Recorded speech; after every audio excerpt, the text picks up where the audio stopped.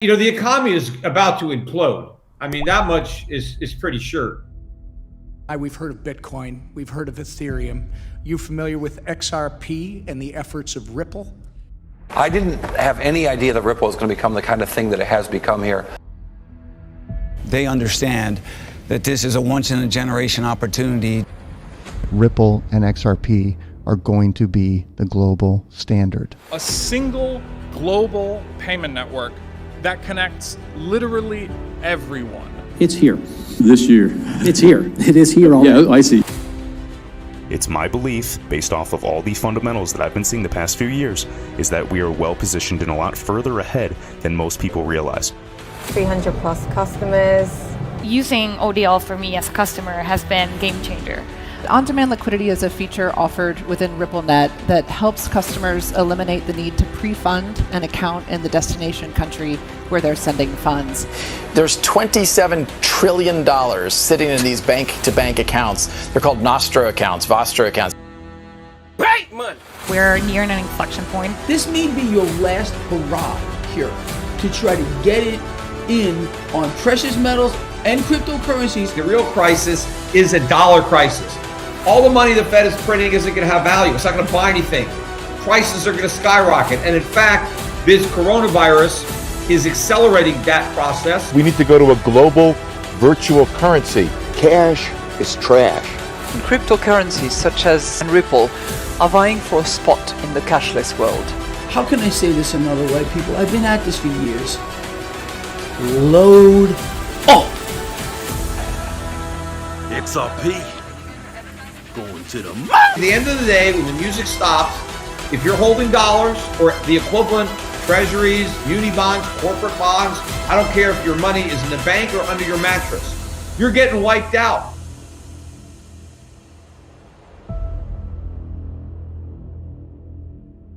Once this breaks out, we're going to hit 21, 26, 51, and then it's off to the fucking races forever, folks.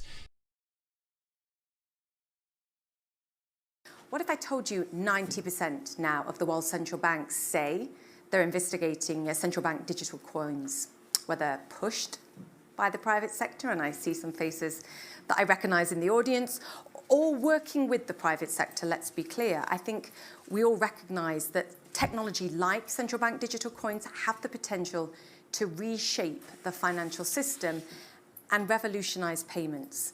Now, some central banks started years ago, and they're represented on this fantastic panel. They're also providing lessons, I think, and challenges to other central banks. The question is, what do we need to know? What are the macroeconomic, the geopolitical consequences? What are the benefits, but also the challenges of rollout? Data privacy, security, scalability, just to name a few.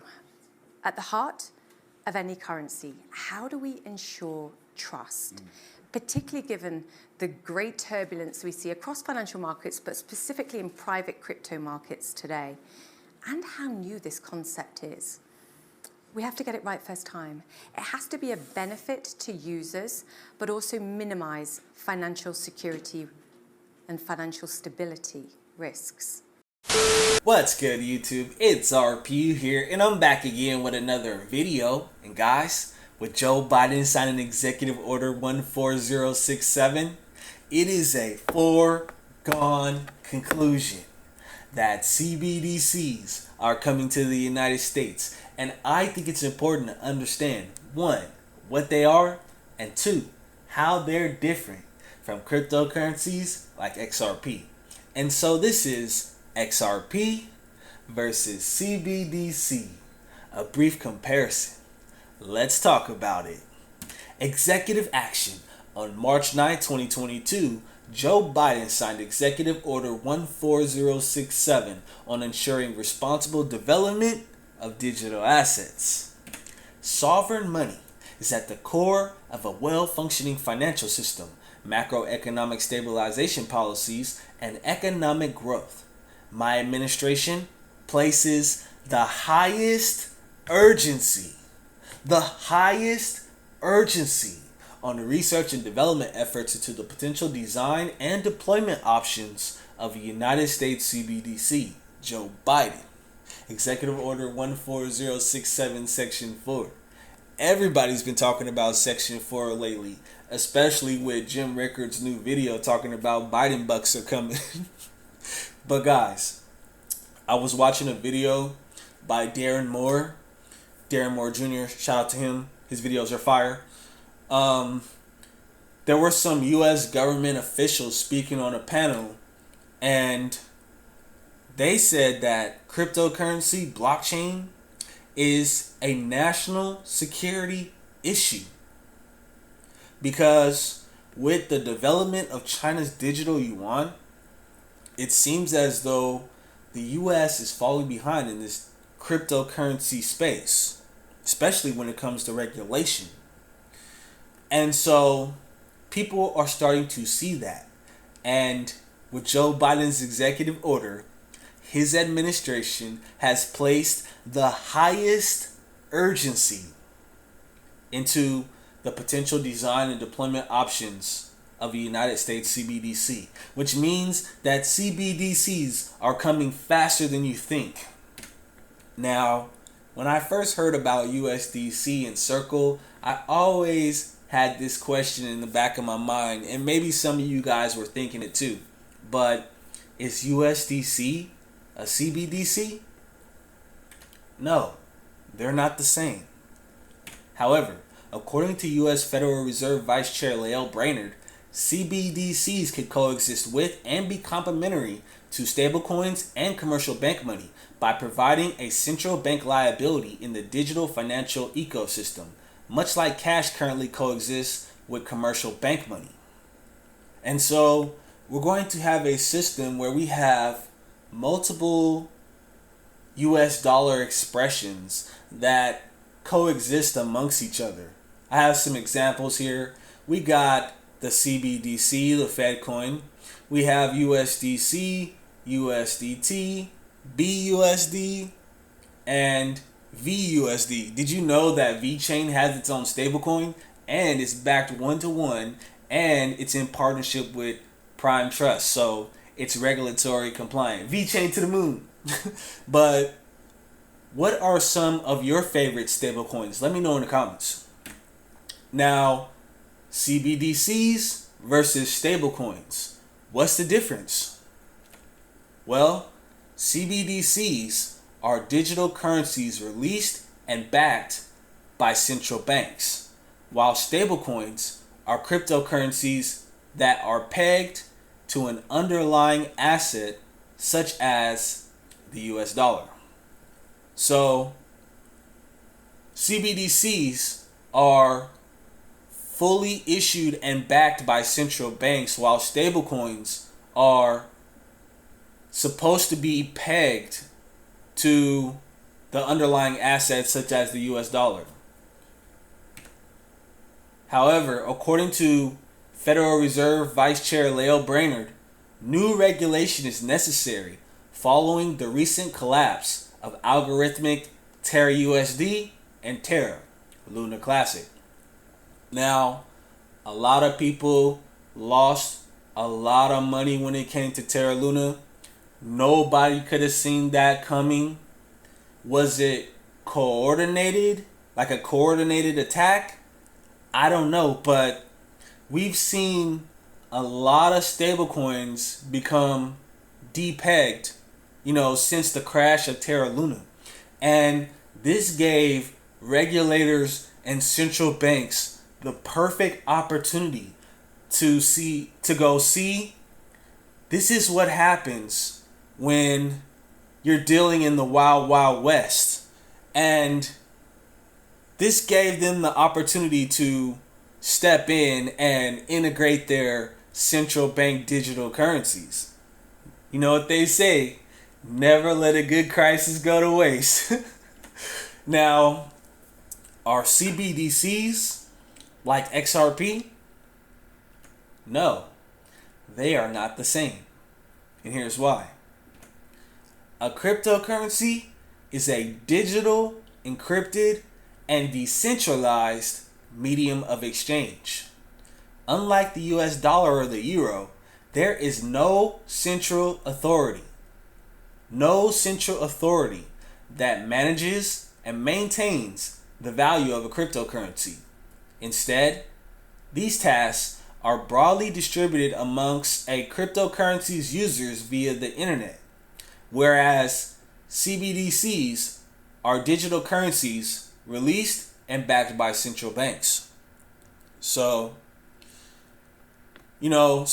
CBDCs will have the full backing of central banks, whereas cryptocurrencies, they're regulated via the internet and the participants of the network. And so, are there any other differences between CBDCs and XRP? Well, I thought about it, comparing CBDCs to XRP. I came up with this Venn diagram, and I wanted to go over it with you guys to compare and contrast XRP and CBDC. Okay, so starting with XRP would be a layer 1 blockchain. XRP would be the native token on the XRP ledger. It has a finite supply. There are only 100 billion XRP maximum supply ever going to be in existence. They were all pre-mined. XRP is deflationary. The token, to complete a transaction, I think it's like 4 to 10 drops or something like that. And over time, the total supply is going to get smaller and smaller. And as demand increases for XRP, as the supply gets smaller, the demand goes up, the price would eventually have to go up. That's just my opinion. That's not financial advice. XRP is permissionless. Anybody can join and build on the XRP ledger. XRP is censorship resistant and it's decentralized. So I'm going to talk about this in the other column where, it says it could be frozen, but XRP is censorship resistant because it's decentralized, right? Like with Bitcoin and Ethereum, they are susceptible to 51% attacks. XRP is twice as decentralized as Bitcoin, twice as decentralized as Ethereum. And so no central authority really has control over the network, right?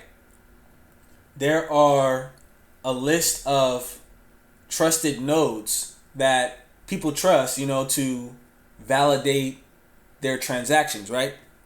And so if someone wanted to censor transactions on the XRP ledger, they would have to control 51% of the network, right? But even if they did, people could just blacklist their nodes and not trust them and just, have their transactions validated by a node that they actually trust. And so it would be really hard to censor transactions on the XRP ledger. And so that makes it decentralized. Now, when it comes to CBDCs, though, I'm assuming that the CBDC would be a layer 2 token because I think that it would be built on top of the XRP ledger unless, the federal government was to create its own blockchain. However, with all of the recent developments, like time is of the essence, and we've heard people in the space talk about, private and public institutions working together. Also, we've seen that, Ripple has the infrastructure already in place for central banks to build CBDCs and test them right now, via the private ledger. And so I'm assuming, based on all that the CBDC would be a layer 2. But if not, let me know in the comments.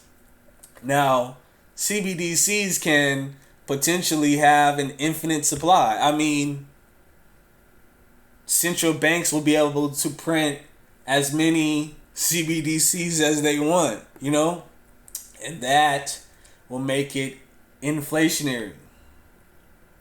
The CBDCs will be a permissioned layer. I mean, not everyone will be able to build, on, the CBDC network. It'll be kind of like a walled garden. And CBDCs can potentially be censored and frozen. When, I don't know if you guys heard, but there was a big incident about Tornado Cash. I was going to do a video about it, but basically Tornado Cash was a decentralized application where you could wash dirty money, right? And it is so clean because it erased all your previous transactions. It's crazy. And so the US government didn't like that, and so they put sanctions on Tornado Cash. Stay away from Tornado Cash because they are giving out huge fines, and I think up to 30 years if you're caught using Tornado Cash. And so not only did the US government put sanctions on Tornado Cash, right?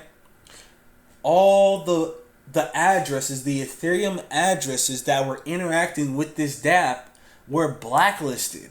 And so you have DeFi apps who blacklisted these addresses so they couldn't get access to the DeFi anymore. That's crazy. And so apps like Aave, DYDX had completely blacklisted these Ethereum addresses from utilizing their dApps. And so, that's scary, bro.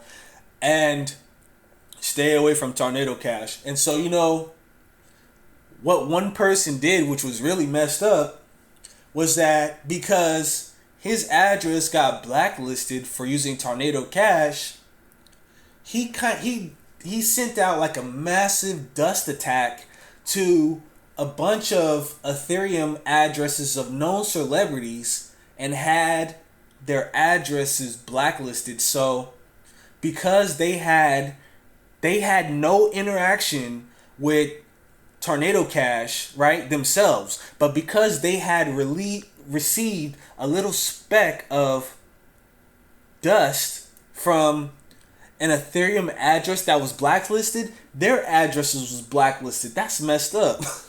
And so it was really bad. And not only that, but those same Ethereum addresses that were blacklisted, Circle froze their USDC.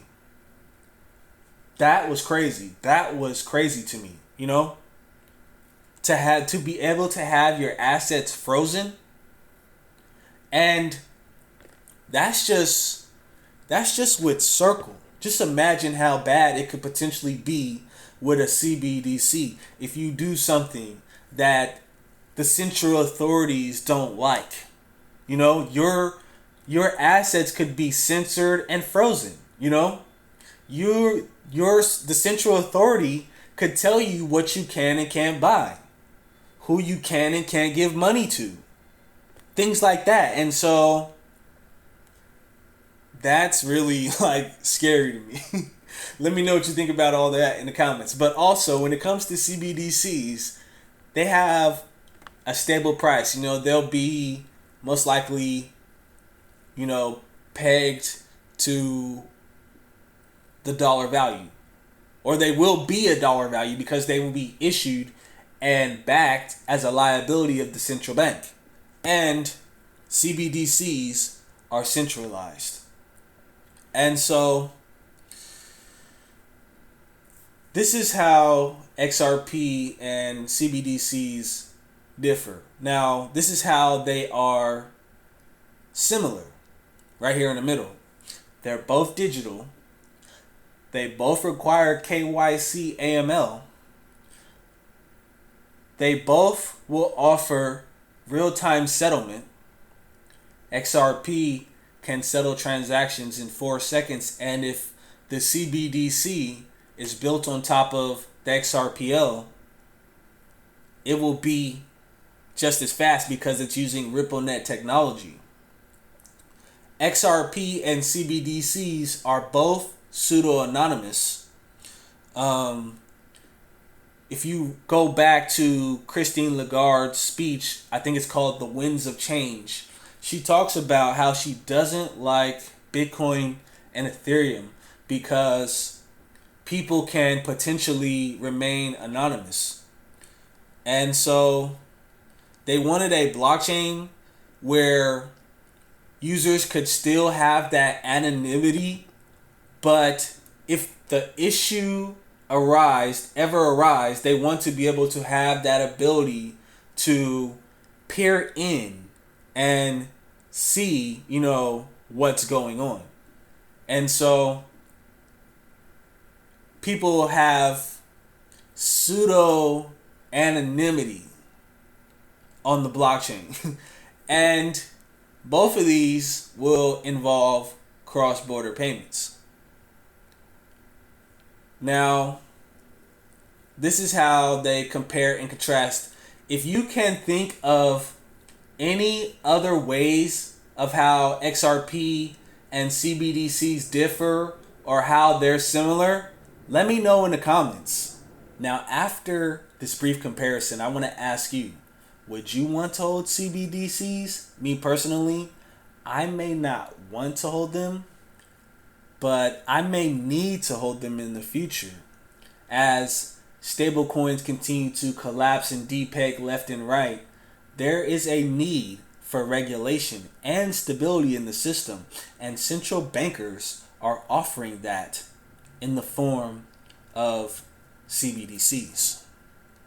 But even with stability, we're talking about the central bank here. I mean, doing this comparison, it seems like CBDCs are the exact opposite of what a cryptocurrency is. Will we be able to trust these people? Trust them with our privacy? Trust them with our spending transaction history? I don't know. And if you thought Tornado Cash was bad, you do something that the US government doesn't like.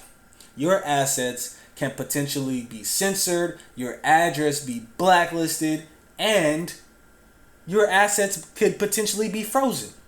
That's crazy. That's crazy. Why would anybody want to hold CBDCs? Me personally, I would rather hold XRP because it is decentralized and censorship resistant. Let's say you're holding US CBDCs on a walled garden. You're holding US CBDCs and those are built within its own walled garden on the XRP ledger, right? And the US government is printing as many CBDCs as they want. They could tell you what you can and cannot buy with those CBDCs. And if you do something that they don't like, they could potentially freeze your assets. Why would I want to hold that? And so I would rather hold XRP because it's decentralized and all of the transactions will flow through RippleNet's on-demand liquidity in XRP. Let's say, all these different countries are transacting on the XRP ledger. And let's say they don't want to involve the US CBDC anymore. And so now you're holding CBDCs and you can't really do anything with them. On top of government regulation and them telling you what you can and can't buy with them, why would you want to hold that? And so me personally, I would rather hold XRP. But let me know what you think about all this. If you have any other ways of how XRP and CBDCs are similar or different? Let me know in the comments. Alright, this is RPU, and I'll see you in the next video. Peace. So my point here is that there are very important responsibilities for the central banks and also for other regulators of financial services, regulators of this asset class, to make sure that everybody can step into this world with some confidence that we understand that for CBDCs, the biggest question is interoperability. How are they going to connect to each other? But for stablecoins, for crypto assets, it is responsibility for some regulation and financial education. This is incredible. We have a lot of stuff that we've talked about here, and I think I want to kind of wrap it right here for this one. But any final thoughts before we go? I just want to encourage all the XRP holders to hold strong. Please get your XRP off of exchanges. This is a very valuable asset that you own. You need to lock it up in a cold wallet, either a Ledger Nano or Decent wallet. You need to get it in your own control. Get it off the exchanges now. Well said. Linda P. Jones, be wealthy and smart. I like it. Thank you so much, Linda. My pleasure, Brad.